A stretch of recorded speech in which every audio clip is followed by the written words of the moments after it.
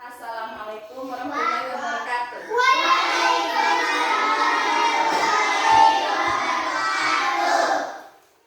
Nah, ayo kita kelas, siapkan dulu kelasnya. Siap, gerak. Hormat, gerak. Tegak, gerak.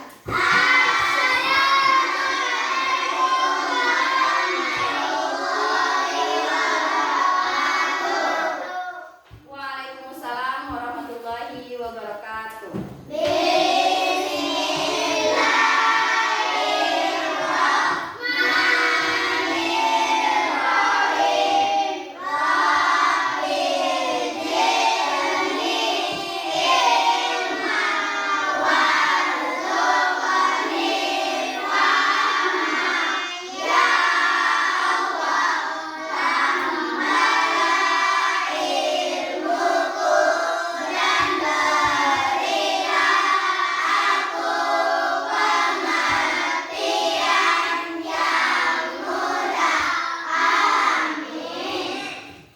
Dah, apa kabar semua?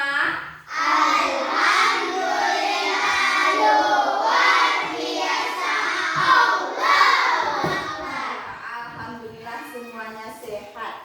Nah, sebelum kita mulai pelajaran, Ibu akan mengabsen dulu nama-nama kalian. Dengarkan baik-baik namanya ya. Sahira, Hadir. Dian, Hadir. Raditya, Hadir. Fajra, Hadir. oke, Rifai, Hadir. Adiba, Hadir. Salma, Hadir. Ando, Hadir. Aziz, Hadir. Piki, Hadir. Zara, Hadir. sama si Fajar. Hadir. Oke, alhamdulillah semuanya hadir ya. Berarti kita harus semangat untuk belajar. Nah, sekarang sebelum kita belajar, kita harus semangat dulu. Kita akan melakukan ice breaking. Nah, kata kuncinya adalah kebalikan. Paham? Kalau ibu bilang tinggi, kalian bilang apa? Pendek atau rendah? Rendah, tinggi, rendah. Panjang. Nah, panjang baru pendek. Nah, sekarang kita mulai ya. Paham semuanya? Paham. Besar. Siang. Betul. Salah. Putih. Masuk. Oke, tepuk tangan semuanya. Semuanya ibu tengok sudah berkonsentrasi, ya enggak? Nah, sekarang sebelum kita lanjutkan pelajaran kita, kita akan menonton video tentang pelajaran yang akan kita lakukan hari ini. Oke? Nah, sekarang mari kita lihat. Amati ya. Amati videonya.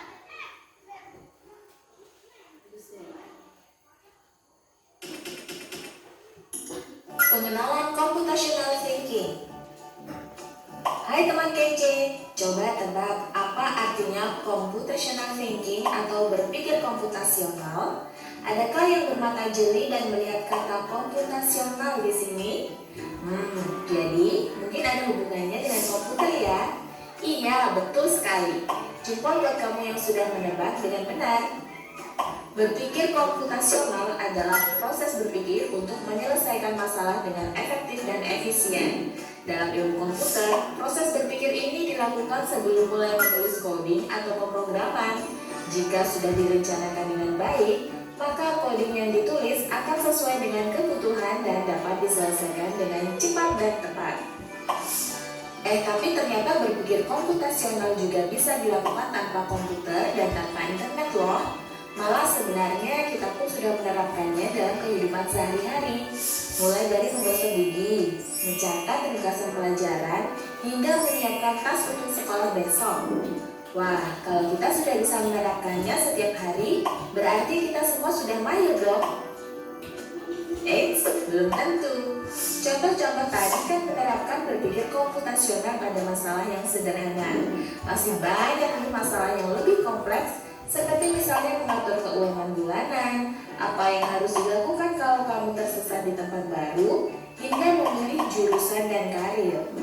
Lalu yang lebih penting lagi, ketika kamu dewasa nanti, kamu akan menghadapi era industri 4 dan bahkan 5. Di sini kamu perlu kecakapan untuk memanfaatkan dunia digital, mulai dari mencari dan memilah informasi yang kamu perlukan, hingga menggunakan informasi itu untuk membuat keputusan penting dalam hidupmu. Menghadapi masalah kompleks kehidupan di masa sekarang dan masa depan ini mirip seperti merencanakan coding yang sudah dibahas sebelumnya. Kuncinya adalah memahami masalah dengan tuntas dan mencari cara menyelesaikan yang efektif dan efisien. Nah, kalau begitu, bagaimana agar kita bisa berpikir komputasional? Sekarang kita bahas ya 4 landasan dari berpikir komputasional. Yang pertama, dekomposisi. Dekomposisi artinya membagi masalah kompleks ke bagian yang lebih kecil agar mudah diselesaikan. Misalnya, kamu ditunjuk jadi ketua panitia lomba 17-an. Maka, untuk memudahkan pelaksanaan, kamu bisa menunjuk panitia bagian acara, konsumsi, publikasi, keamanan, dan lainnya. Yang kedua, pengenalan pola. Artinya mencari kesamaan dan pola di antara bagian-bagian masalah kompleks yang sudah dipecah. Misalnya, kamu hendak melipat dan menyimpan jemuran di rumah, maka kamu perlu bisa mengenali jemuran milik ayah, ibu, kamu, adik, dan milik bersama seperti spray, handuk, dan lainnya. Ini karena jemuran-jemuran itu perlu disimpan di tempat yang berbeda. Yang ketiga, abstraksi. Artinya fokus pada informasi yang penting saja, mengabaikan detail yang tidak diperlukan. Misalnya kamu hendak menceritakan pengalamanmu berwisata ke luar kota. Tentunya kamu mengalami banyak hal dari mulai berangkat di bus, berfoto bersama, makan di restoran, menginap di hotel, hingga perjalanan pulang. Tapi nggak mungkin kan kamu ceritakan semua kejadian dengan detail pada teman-temanmu. Pasti mereka bosan kalau kelamaan. Jadi kamu harus menyaring beberapa kejadian yang menarik saja untuk diceritakan pada teman. Yang terakhir, algoritma. Artinya membuat langkah-langkah penyelesaian atau membuat aturan yang diikuti untuk menyelesaikan masalah. Misalnya kamu diberi daftar belanja di supermarket oleh ibu. Ada minyak goreng, telur, roti, sayur, dan kopi. Lalu kamu harus buru-buru karena ibu sudah mau memasak dengan minyak goreng itu. Nah, kalau seperti ini, satu cara yang efisien misalnya mulai dengan mengambil barang yang paling dekat dari pintu masuk hingga terakhir yang paling dekat dengan kasir. Nah, itu dia 4 landasan berpikir komputasional yang perlu diterapkan untuk memecahkan masalah yang kompleks. Lalu berikutnya, apakah ada cara untuk mengasah kemampuan berpikir komputasional? Tentu ada. Selain bisa coba kamu terapkan ke masalah sehari-harimu, kamu bisa juga latihan soal untuk mengasahnya. Misalnya, gurumu akan memberikan soal-soal computational thinking di mata pelajaran matematika, bahasa Indonesia, dan IPAS dalam kurikulum mereka. Selain itu, kamu bisa ikut tantangan bebas Indonesia juga. Yuk coba simak satu contoh soal computational thinking. Dalam bis studi wisata, ada 3 kelompok anak yang akan diantarkan ke 3 tujuan berbeda. Bis berhenti pertama di restoran, lalu hotel, dan terakhir di museum. Hanya ada satu tempat penyimpanan koper di samping bis, yang hanya bisa dibuka dari satu pintu. Sopir bis ingin mengatur koper-koper penumpang hingga mudah dikeluarkan. Bantu supir bis menentukan urutan memasukkan koper-koper itu ke dalam tempat penyimpanan. Pertanyaan, koper kelompok anak yang mana yang dimasukkan terakhir? A. Anak yang ingin pergi ke museum. B. Anak yang ingin pergi ke restoran. C. Anak yang ingin pergi ke hotel. Atau D. Yang manapun boleh. Dari video ini, koper kelompok anak yang mana yang dimasukkan terakhir ke dalam tempat penyimpanan tadi? Apakah A. Anak yang ingin pergi ke museum, atau B. Anak yang ingin pergi ke restoran,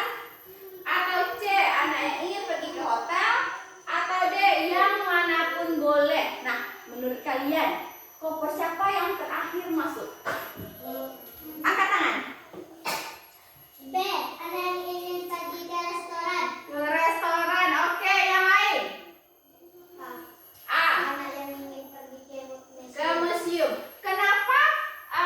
Tunggu satu-satu ya. Fajra, kenapa kamu dipikir anak yang pergi ke restoran yang terakhir masuk kopernya?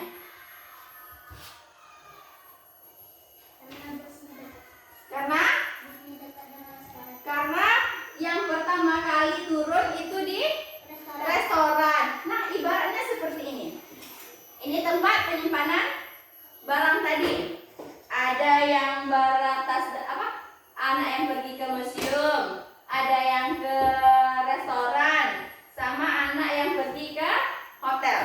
Nah, kalau kita pergi ke yang terakhir sampai itu di mana? Di museum. Nah, yang terakhir itu kita masukkan yang pertama. Kenapa kita masukkan yang pertama? Karena dia yang terakhir sampai. Nah, yang kedua apa yang kita masukkan?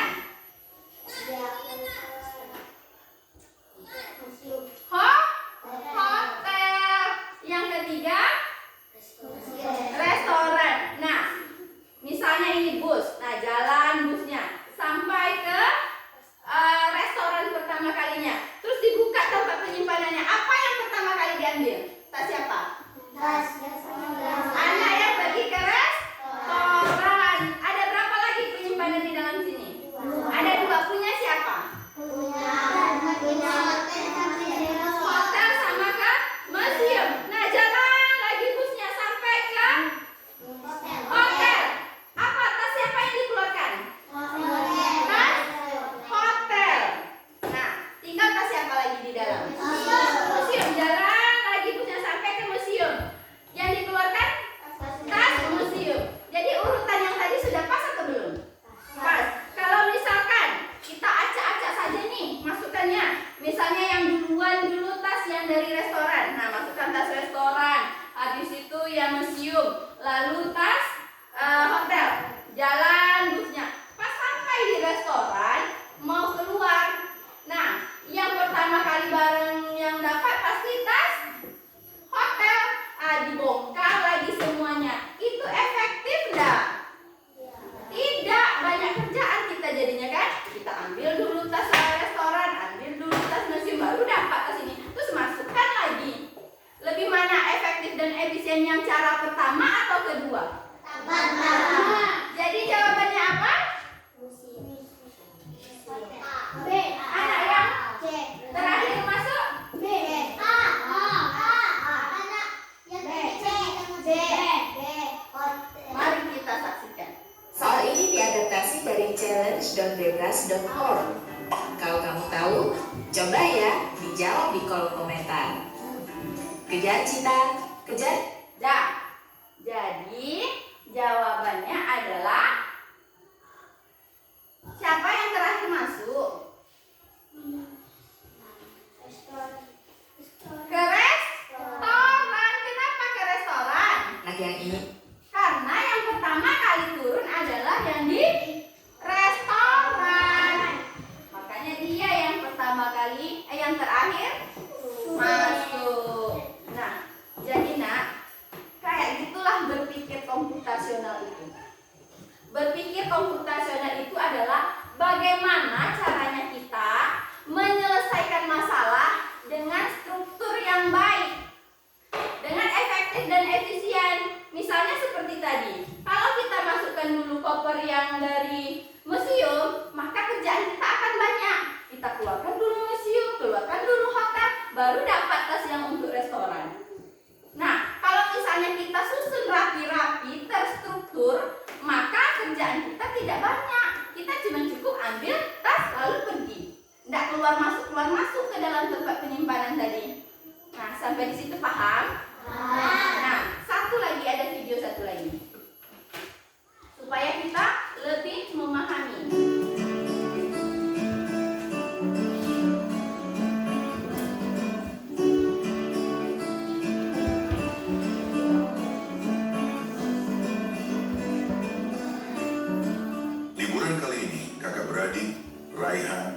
Deva dan Radia berpetualang ke desa Eyang, yaitu desa Kebun Tebu di Lampung Barat, Provinsi Lampung.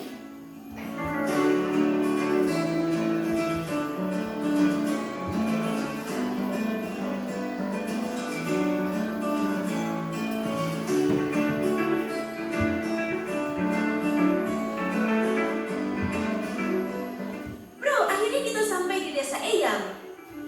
Guys, ini bukan sekedar liburan, tapi kali ini kita akan belajar dari kehidupan pakai cara berpikir komputasional. Wow, udaranya seger banget, indahnya desa ini. Sejauh mata memandang terhampar hijaunya sawah.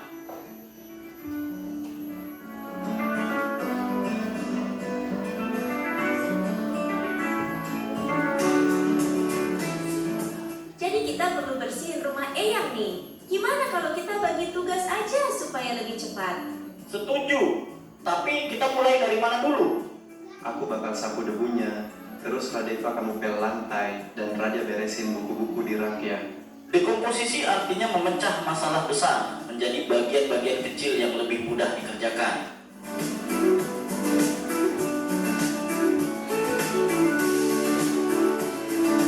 Yuk, kita mancing ikan, tapi kok susah banget ya dapetnya? Sabar, coba perhatiin dulu. Ikan tuh sering kumpul di bawah bayangan pohon. Lihat, ada bayangan pohon besar di situ, pasti banyak ikan di bawahnya.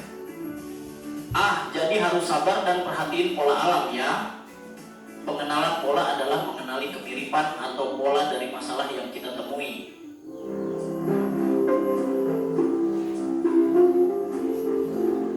Wah, ada banyak pohon di sini. Gimana caranya nyari yang paling pas? Kita cari pohon mangga yang udah matang aja. Jangan terlalu banyak mikirin yang belum berbuah. Jadi kita abaikan aja pohon yang belum berbuah. Fokus ke yang penting. Betul, itu namanya abstraksi. Kita hanya memilih informasi yang relevan. Abstraksi artinya menyaring informasi yang penting dan mengabaikan hal yang tidak relevan. Oke, sekarang kita buat jus mangga. Ada langkah-langkahnya nih. 1. Cuci mangga. 2. Potong buah. 3. Masukkan ke blender. 4. Tambahkan gula dan air. 5. Saring dan sajikan. Algoritma adalah langkah-langkah terstruktur untuk menyelesaikan masalah.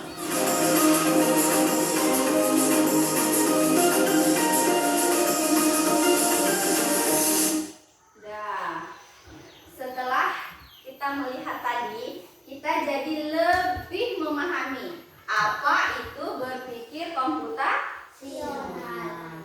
Nah, dari dua video yang kita tayangkan tadi, siapa yang sudah memahami apa itu berpikir komputasional? Oke. Berpikir komputasional adalah proses pemecahan masalah dengan pendekatan yang sistematis, terstruktur, dan kreatif yang diadopsi dari konsep dan teknik ilmu komputer. Oke, kasih tepuk tangan kepada kawannya. Betul, berpikir komputasional itu adalah cara yang digunakan untuk menyelesaikan suatu masalah seperti caranya komputer menyelesaikan masalah dengan caranya yang terstruktur. Maksudnya terstruktur itu dengan cara yang lebih efektif dan efisien. Apa yang dulu yang harus didahulukan, mana yang terakhir. Nah, di sini tadi di video itu ada 4 prinsip berpikir komputasional. Ayo, siapa yang dapat tadi? Oke, Salma. Komputasional 1. Dekomposisi adalah memecahkan masalah besar menjadi kecil. 2. Mengenal pola. 3. Abstraksi, fokus informasi penting. 4. Algoritmik, merancang langkah-langkah penting. Oke, tepuk tangan kepada betul. Ada 4 prinsip berpikir komputasional. Yang pertama, dekomposisi. Dekomposisi itu adalah memecahkan masalah besar dan membaginya menjadi bagian-bagian kecil. Nah, contohnya seperti ini. Kalau kita mau lebaran, itu kita sibuk kan bersihkan rumah, ya enggak? Ya. Nah,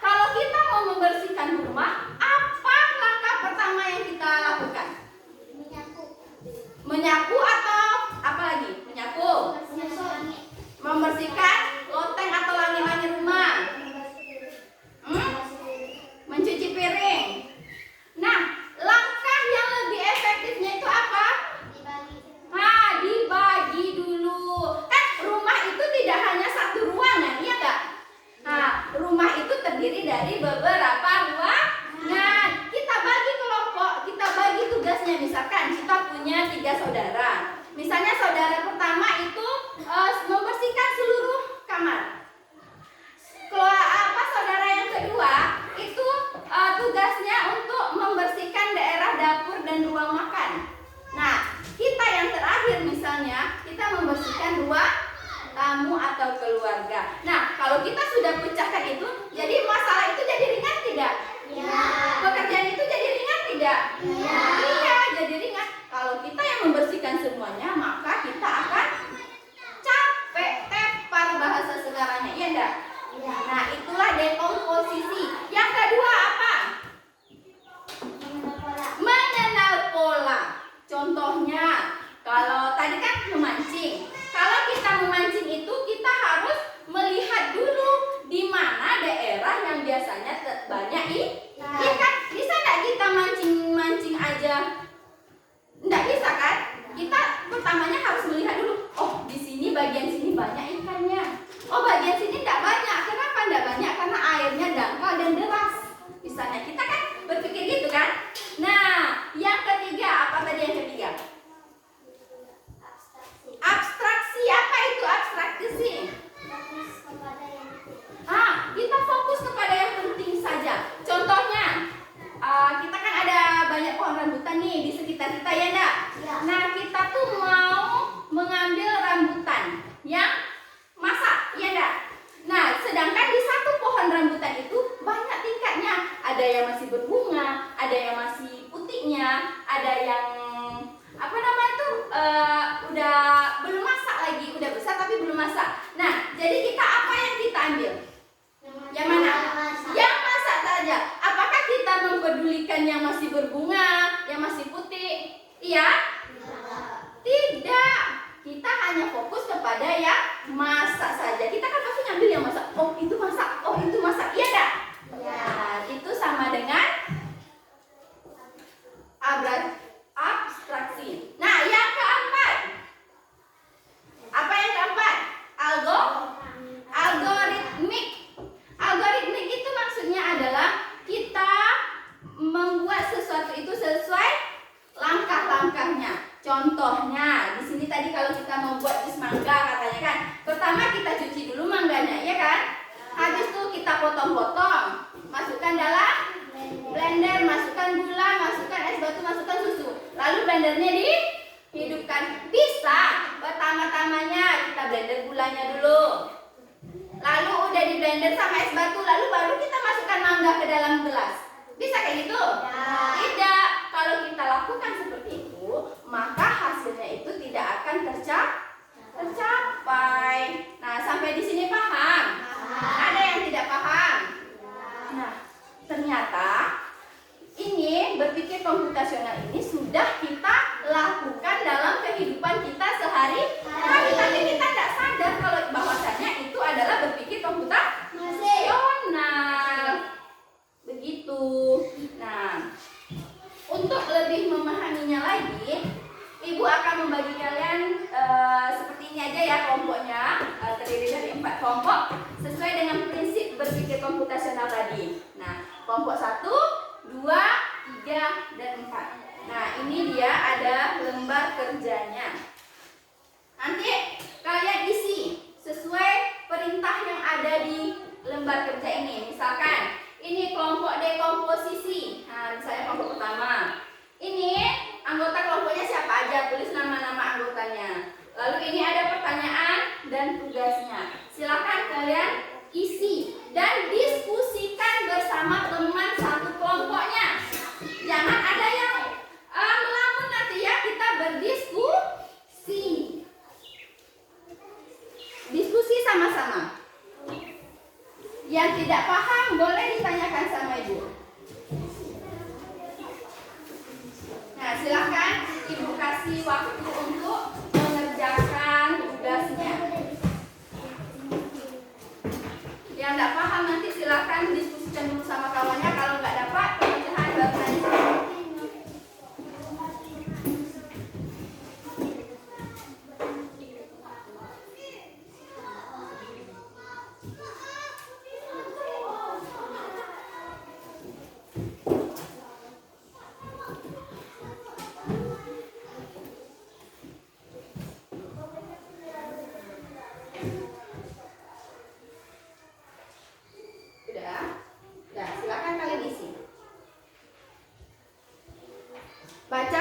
baik-baik ya.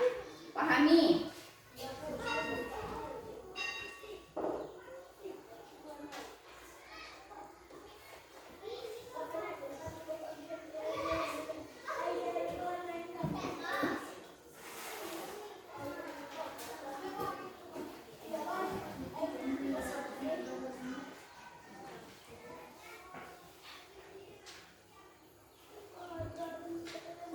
Ayo diskusikan sama kawan-kawannya.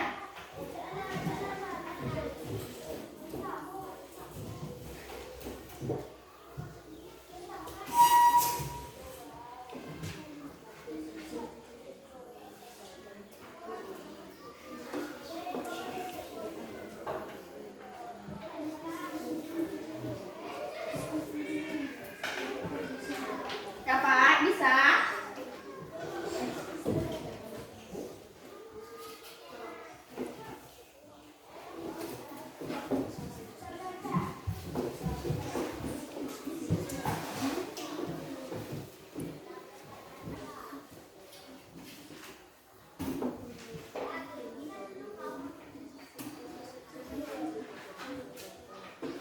Bisa? Nah, diskusikan sama kawannya.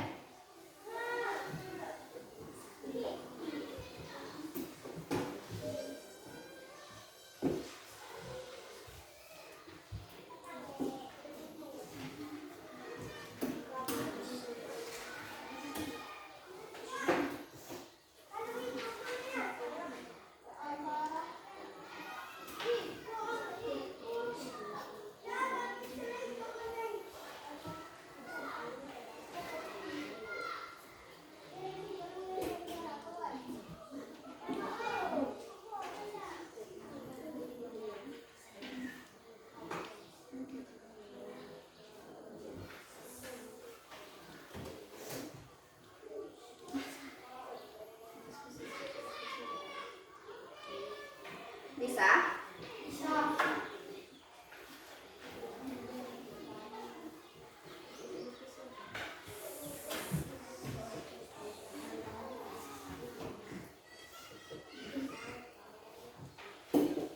Ada yang nggak dipahami pertanyaannya?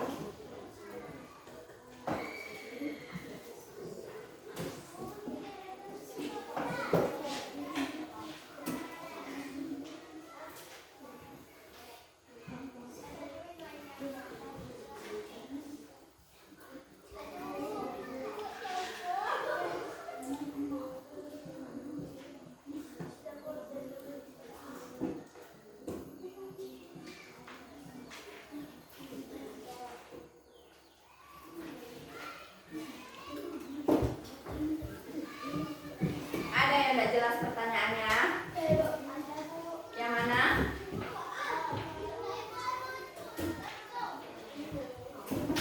Nah, yang ini kamu urutkan langkah-langkahnya itu menjadi sesuatu yang mungkin dilakukan. Apa yang mungkin? Jangan terbalik-balik. Kalau terbalik nanti nggak sesuai. Ya.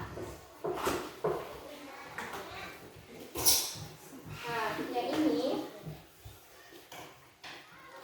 kamu ingin membersihkan kamar kita, kamu tidur tadi kan. Nah, langkahnya apa-apa saja yang pertama kamu lakukan. Nah,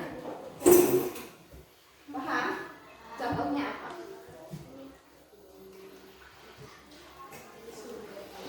Ya, tulis di sininya.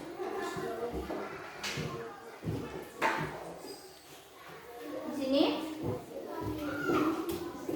ada yang nggak jelas.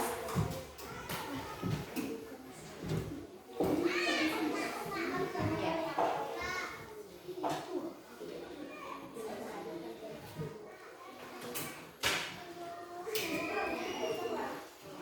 Ya, di sini.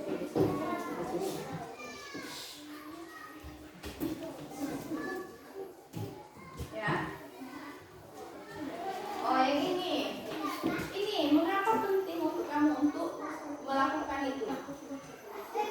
Ya.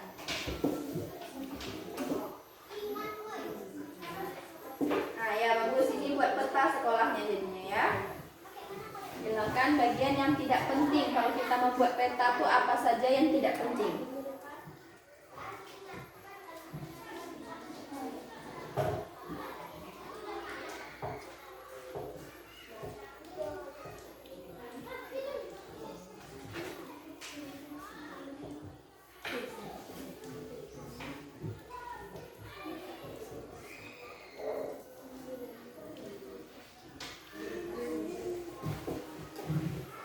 Jalan maju, lalu presentasikan ini ke depannya.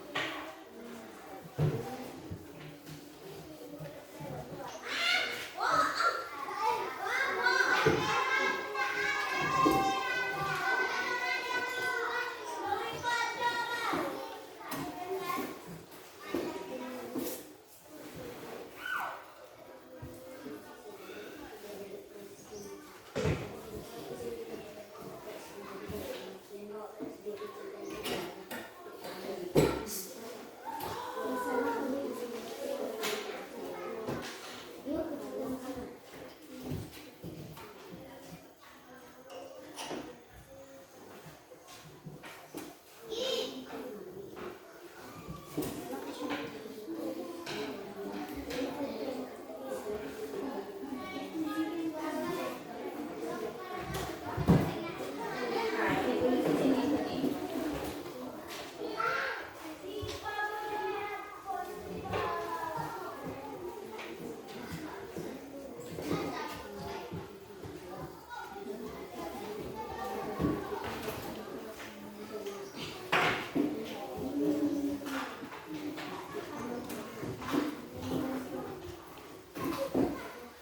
Udah siap? Udah? Dikit lagi, yang mana lagi?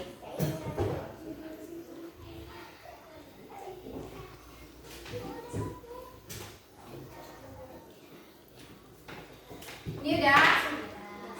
Sudah. Nah, kalau sudah, kalian pahami dulu. Yang kalian buat tuh apa?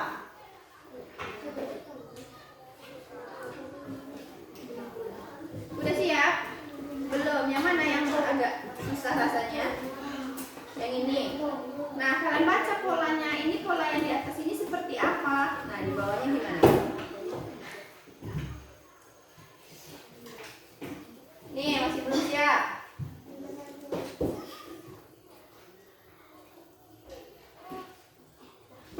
Ya.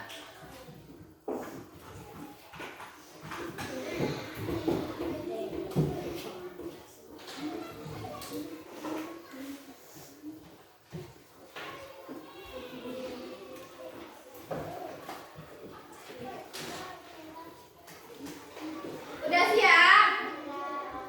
Ada yang belum siap? Masih lama? Berapa lagi?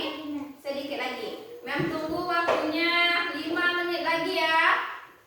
Habis itu kita akan bersiap-siap untuk mempresentasikan ke depan kelas.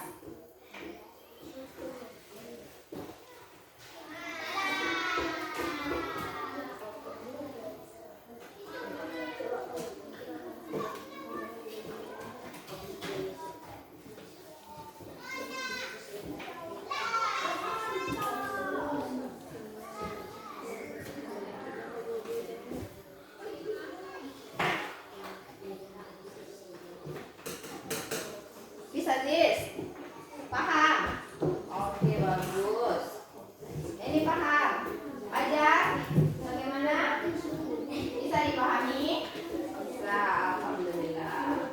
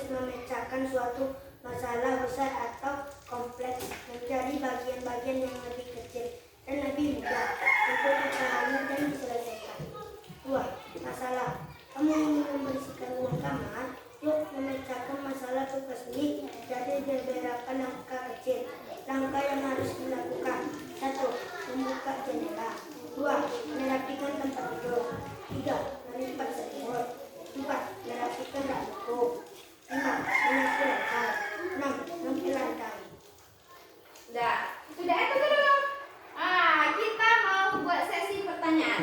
Nah, ini adalah penampilan dari kelompok dekomposisi. Ada yang mau dipertanyakan? Yakin?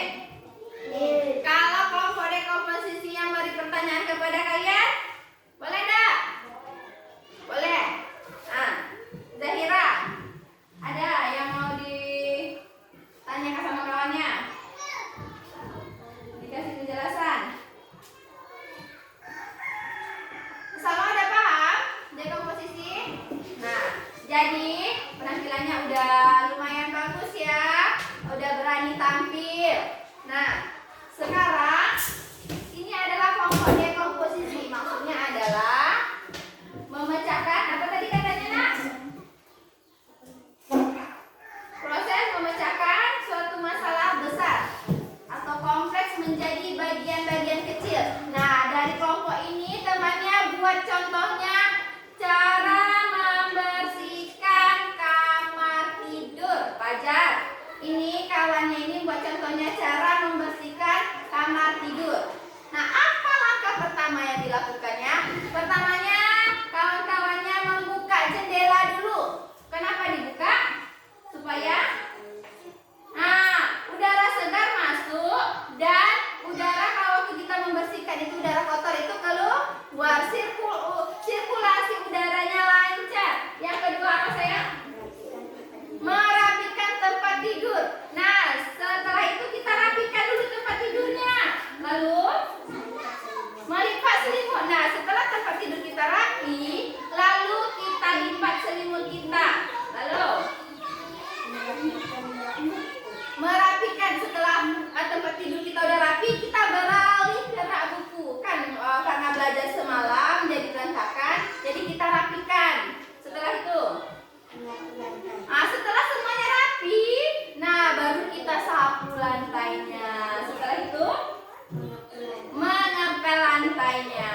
Nah, itulah contoh dari kelompok dekomposisi.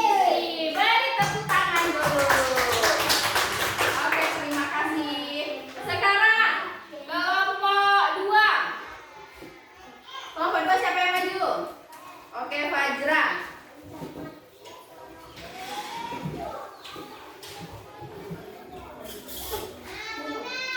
Silakan Fajra. Kelompok Komition Tengana dan Kola. Anggota kelompok 1. Fajra Nadifa. 2. Adibatur Rahman. 3. Andika Pratama. Apa arti prinsip koden rekomision pengenalan pola? Kemampuan untuk mengenali kesamaan, perulangan, atau pola yang muncul dalam suatu masalah atau data agar mampu membantu menyelesaikannya dengan lebih cepat dan efisien. Lihatlah urutan angka berikut: 2, 4, 6, 8, 10, dan 12. Pertanyaan 1. Apa pola bilangan ini? Tambah berapa? Polanya ditambahkan 2 setiap sekali lompat. Angka berikutnya adalah 10 dan 12. Oke, stop dulu Fajra.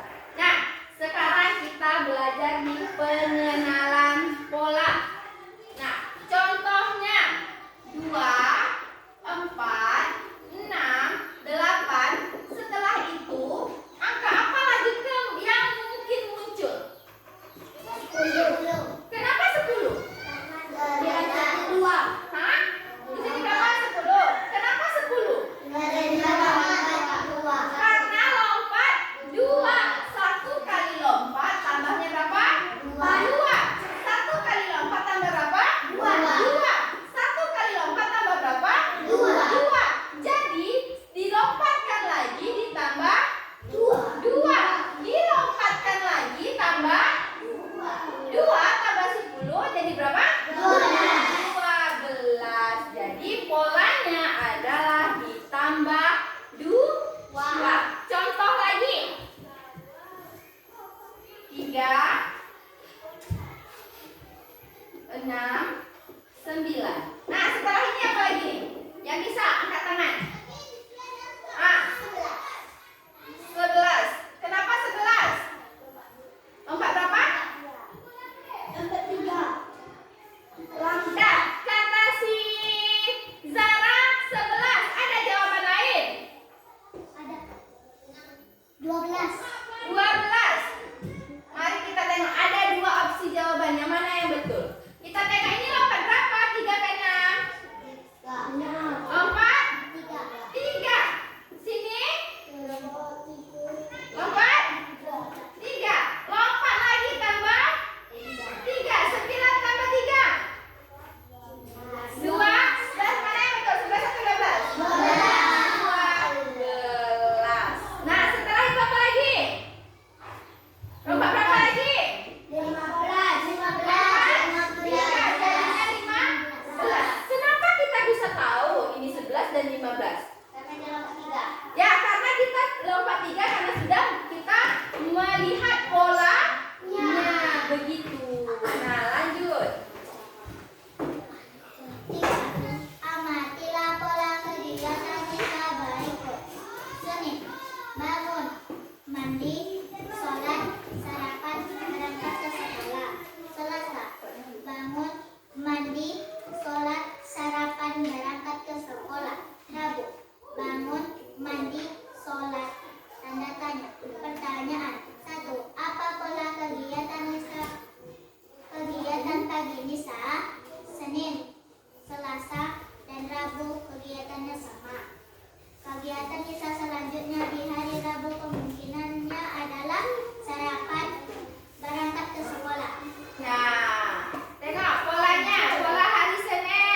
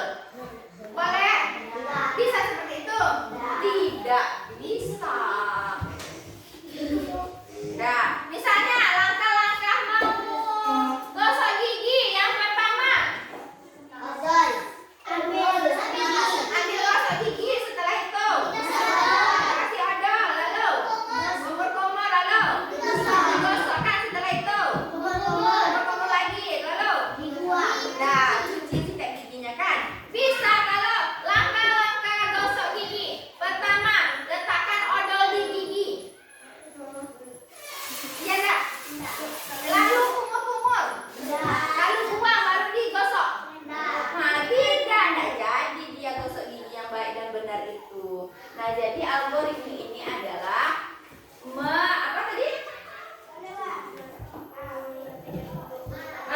Menyampaikan urutannya yang logis, yang masuk akal. Kalau tidak masuk akal, tidak ada algoritmik dong. Dah, paham? Nah, ada yang mau bertanya tentang algoritmik? Tidak ada? Nah, karena tidak ada, beri tepuk tangan dulu untuk kelompok 4. Nah, sekarang tadi kan udah tuh tugas kelompok. Sekarang ibu mau kalian buat tugas pribadi. Tugas kelompoknya dikumpulkan dulu sayang. Dikumpulkan dulu. Lalu nanti kalian keluarkan buku latihannya. Kerjakan di latihan. Oke, terima kasih. Keluarkan buku latihannya.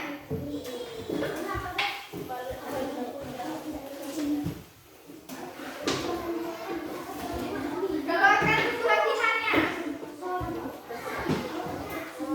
Nah, ini soalnya.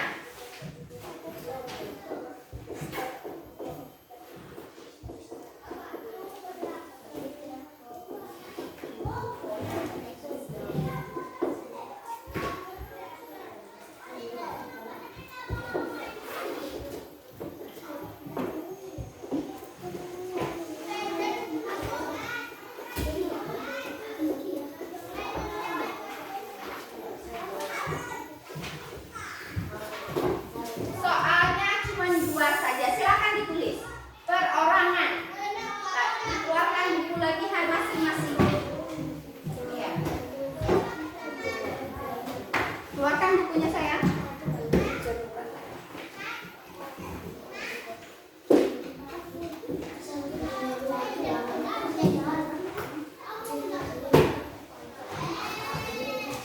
Soalnya cuma 2.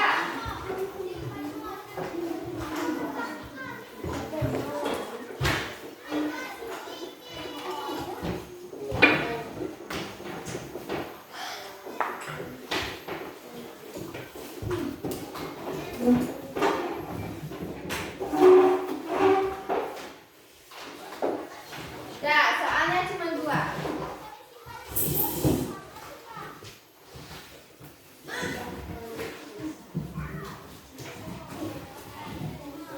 Dapat bukunya dipain.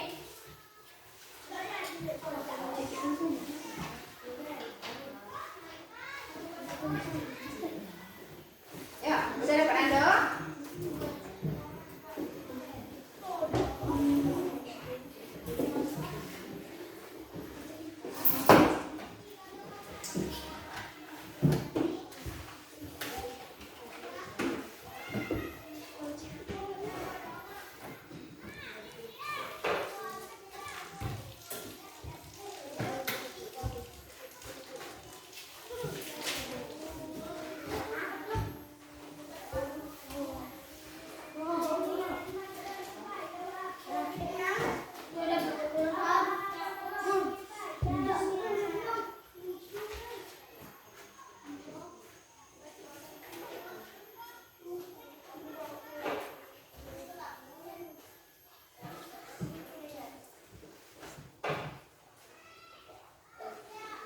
Kerjakan sendiri-sendiri ya, nggak ada yang mencontek.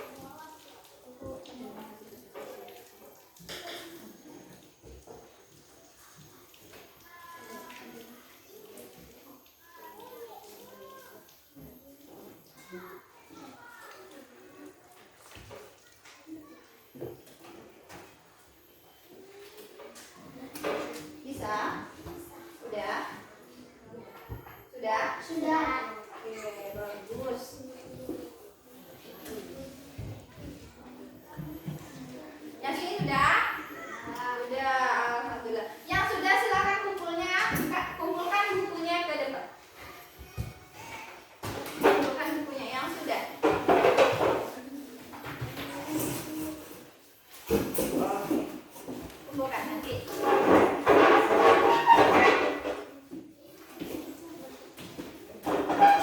Kita belajar. Bagus. Sudah, kumpulkan sayang.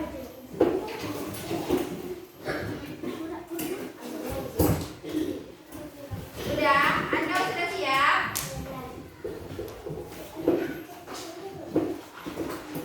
Yes.